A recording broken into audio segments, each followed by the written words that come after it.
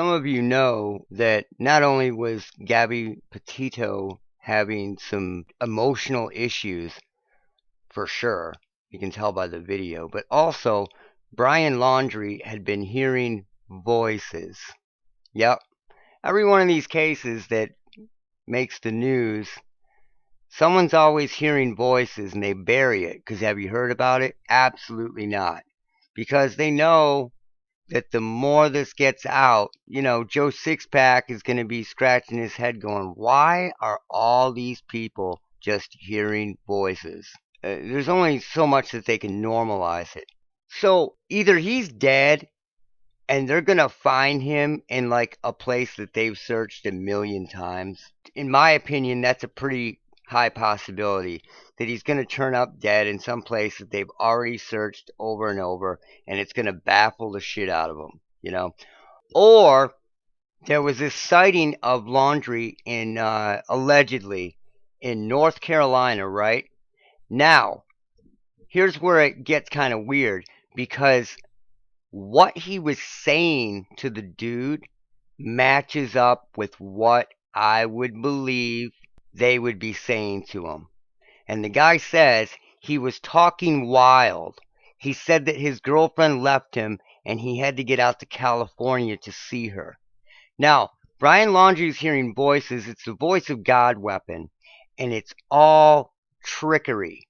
And if they started hitting him with this tech, hit him as agents, and they're telling him that she's alive, she wasn't dead, and that she's in California waiting for him, and he needs to get there to see her. Okay? Think about that. That puts him on the run. They would totally do this. When you've read all these cases and read all these stories from people, this is totally something they would do. Claim that they were agents making secret communication with him, that his girlfriend was actually alive, and he had to get out to California to see her. This would put him on the run, make him look like he was trying to run to California, and when he said he was going to meet her, they would think he was absolutely insane, because, of course, she's dead.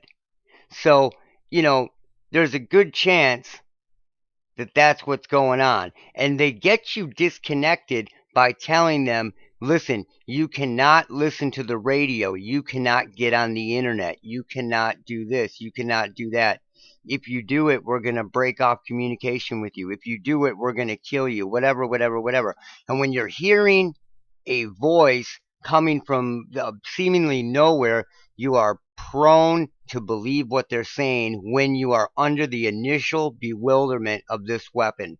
Now, before, he was only hearing voices once in a while. I bet if he is still alive right now, he is hearing voices 24/7 to make him seem extra crazy. And if they catch him, and if he is alive, he's going to look just like James Holmes and the rest of them. He's going to look like he has no idea what's going on, just like James Holmes. And that's what's going to happen. He said that his girlfriend left him and he had to go out to California to see her. Think about that. She probably left him when that shit went down. They probably left each other. And then he had to go out to California to see her, which is the V2K / voice of God / rogue human body communication, talking to him, getting him to do wild and crazy stuff. If he is alive, this is what's going on. He was already hearing voices before, and it wasn't mental instability.